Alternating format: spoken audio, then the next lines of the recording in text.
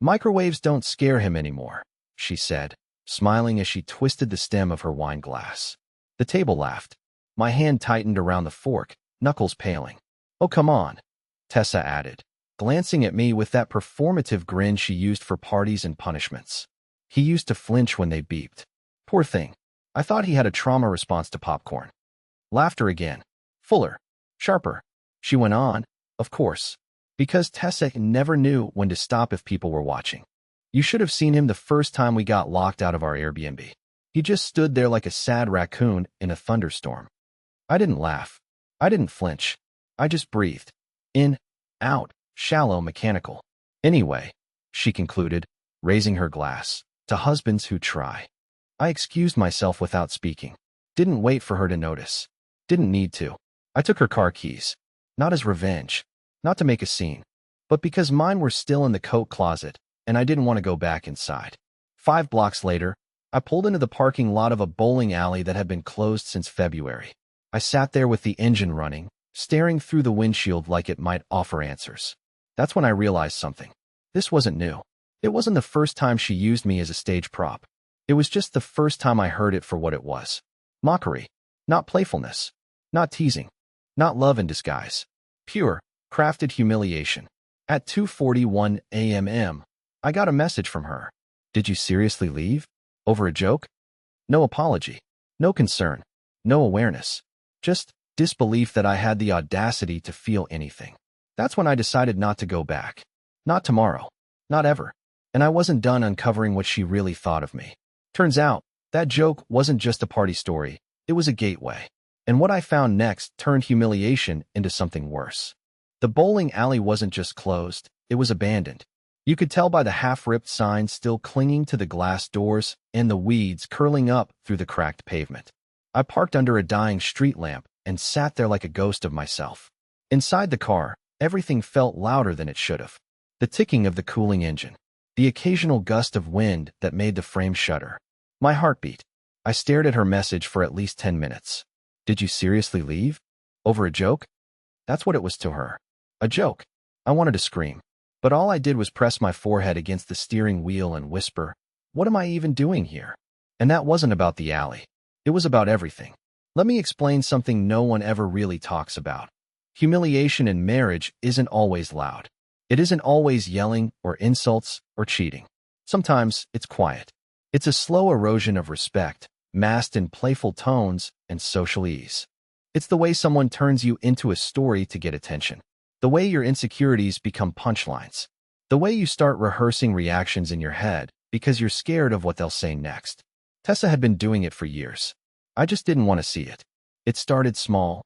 A smirk when I told her I didn't want to argue with the waiter about the bill. A comment to her sister about how I triple-check locks like I'm some kind of paranoid pensioner. A story at a barbecue about how I cried watching a documentary on baby elephants. They laughed. She laughed. And I laughed, too. Because if I didn't, what was I? Oversensitive? Dramatic? Weak? The very words she jokingly stitched to me. I tried to sleep in the car. But every time I closed my eyes, I heard her voice in my head. He used to flinch when microwaves beeped. She wasn't wrong.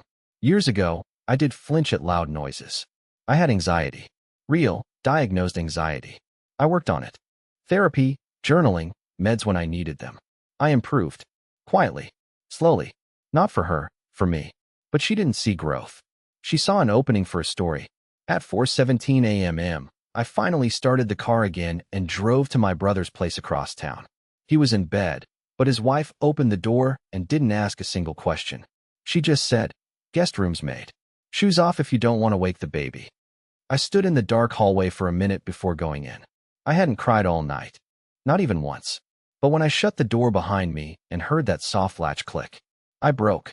By morning, I had 5 texts from Tessa, 1 missed call, and a photo of my favorite hoodie, the gray one with the faded Cubs logo, crumpled on the living room floor. No words. Just that image. I stared at it, numb, as if she was saying, "You forgot this. And it's the only part of you that's allowed to be sad." But I hadn't even started unpacking her cruelty yet. That came later, when I found out what she said after I left the party. Because apparently, the joke wasn't over when I walked out. She kept talking, and one of her so-called friends decided I deserved to know. I didn't respond to any of her texts. Not because I was trying to play some game, but because I genuinely didn't know what to say. What do you say to someone who mocks you for years and then acts shocked when you finally get tired of being the punchline? By noon, I was still lying in my brother's guest room staring at the ceiling fan. It was wobbly. A screw must have come loose. It reminded me of something my therapist once said. You can't tighten the bolts on something that was built crooked. I thought he was talking about my childhood back then. But now I saw my marriage in those words. Crooked from the start. At 2:08 p.m., I got a message from someone I hadn't heard from in months. Lila, Tessa's best friend. The one who hosted the dinner party. The one who always greeted me with cheek kisses and slightly too long hugs. Hey Micah, can I say something without making things worse? I didn't reply. She sent another text. I think you should know what Tessa said after you left last night. Suddenly, I was sitting up in bed. Another message came seconds later. A screenshot. It was from a group chat. For women. Tessa included. Lila had forwarded it. The first message was from someone named Alicia. Your husband left? Did he seriously get that upset? Tessa replied. He's sensitive. I warned you. It's like living with a fragile intern. Always on the edge of crying, but never quite doing it. Then she followed with, it's exhausting. Sometimes I feel like I married a rescue dog. My hands were shaking. Not from anger. From grief. Lila sent a voice message next. I didn't want to listen, but I did. Her voice was low, gentle, almost apologetic. Micah, I didn't know she talked about you like that. I thought the microwave joke was just stupid humor. But after you left, she doubled down. She said if you didn't come back, maybe it was for the best. She joked that now she could have adult conversations without you zoning out. I don't know why I'm telling you this. Maybe because my ex used to say things like that about me. I just thought you deserved to know. I played the voice message twice. And then a third time. I'd been hurt before. But this wasn't a misunderstanding. It wasn't a heat-of-the-moment insult or a poorly timed jab. This was betrayal, premeditated in public. She didn't want a husband. She wanted an accessory she could trash when convenient. For the first time in my life, I realized I had nothing left to defend. Not the marriage. Not the image. Not the idea that maybe it was just me. She was who she was, and she'd been this way long before last night. I got up, threw on a hoodie, and walked out of the house. I didn't even tell my brother I was leaving. I just needed air. I ended up outside our apartment building, or my building now, I guess. I didn't go inside. I stood across the street and stared up at the windows. One of them was open. The curtains were swaying like they didn't care about any of this. And then, as she walked past it, I ducked behind a parked SUV like a coward. I hated myself for doing it. But I couldn't face her yet. Not until I was sure. Not until I knew the full truth. Because something inside me whispered, this isn't just emotional cruelty. There's more. She's hiding something. And unfortunately, that whisper was right. What I was about to find, hidden in plain sight, would change everything I thought I knew about my wife. I didn't sleep that night either. My body was exhausted, but my mind was clawing at itself. Tessa's words kept playing in loops. Rescue dog, fragile in turn, exhausting. I kept hearing that part. Sometimes I feel like I married a rescue dog. Like I was a broken animal she was burdened to feed.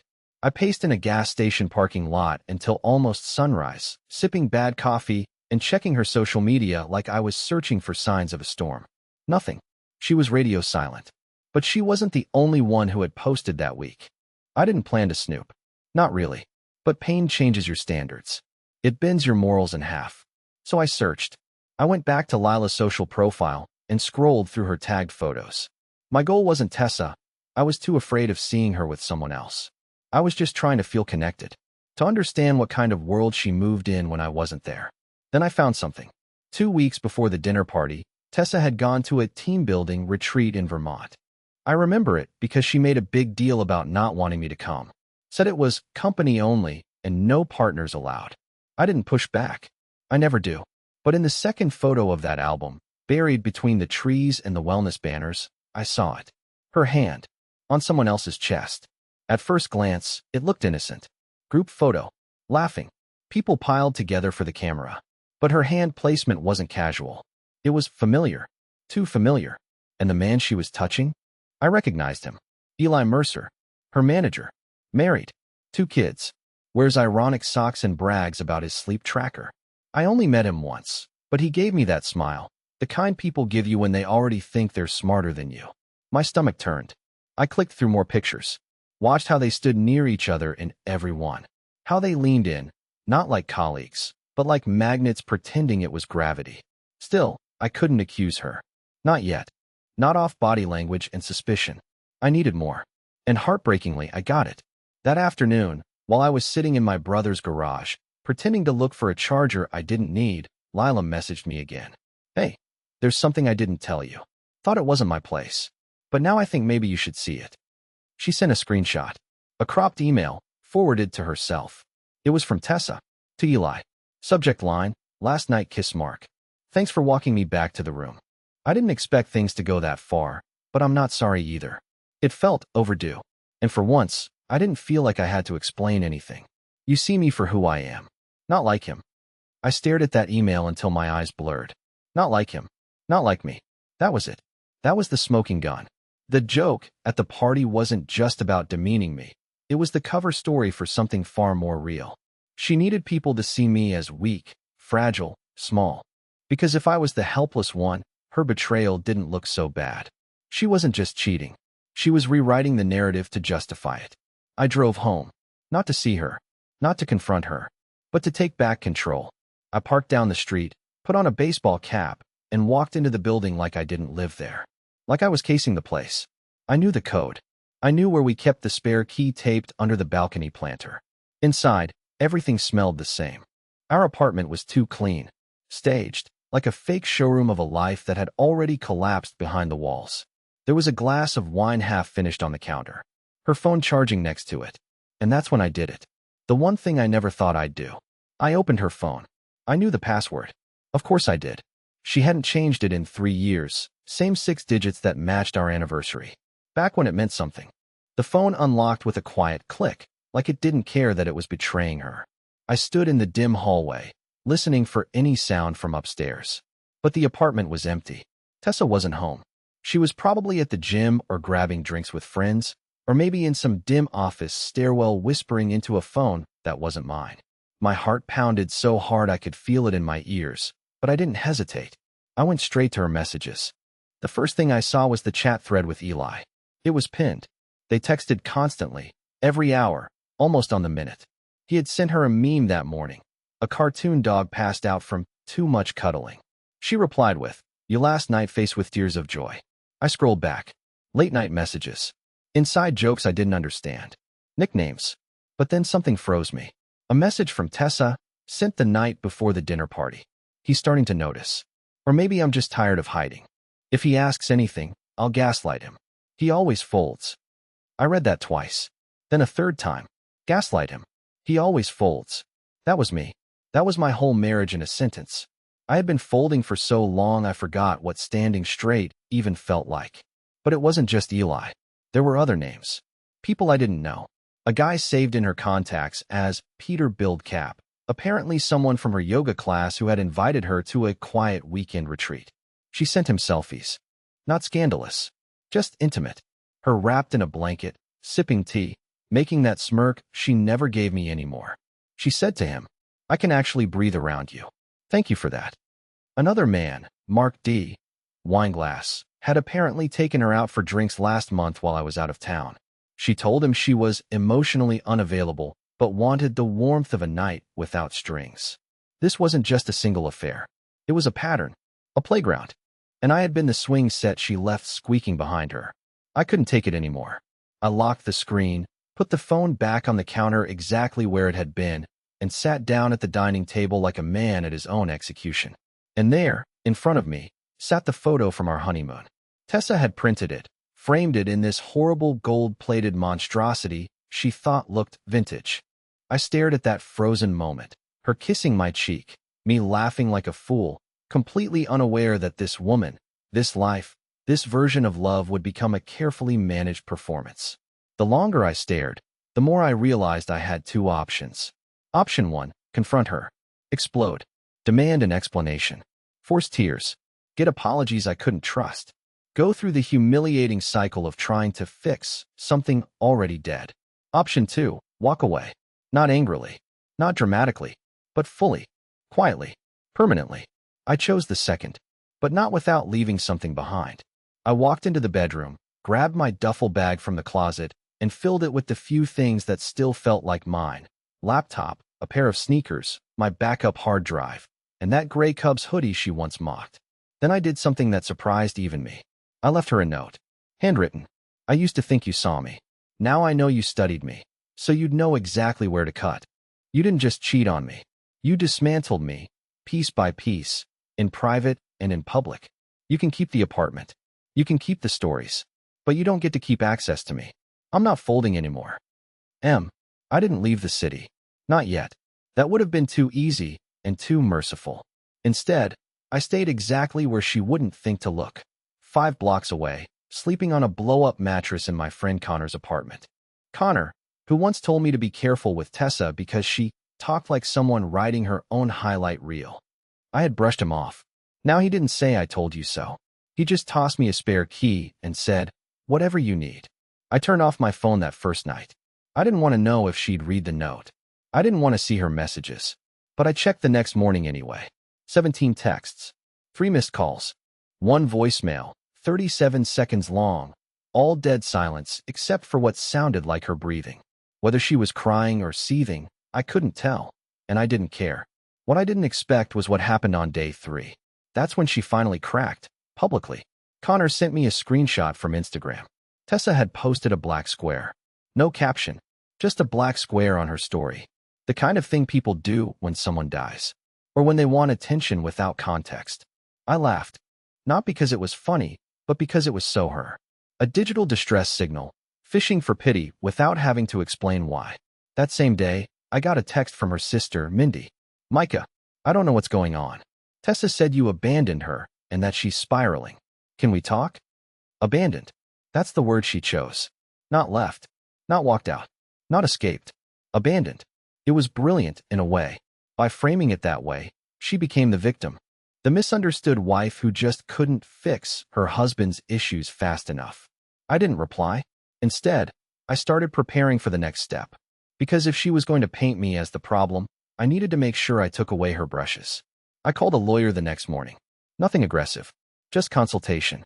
I wanted to understand my rights. We'd never signed a prenup. Tessa insisted it wasn't romantic. I used to think that was sweet. Now I saw it for what it really was: leverage.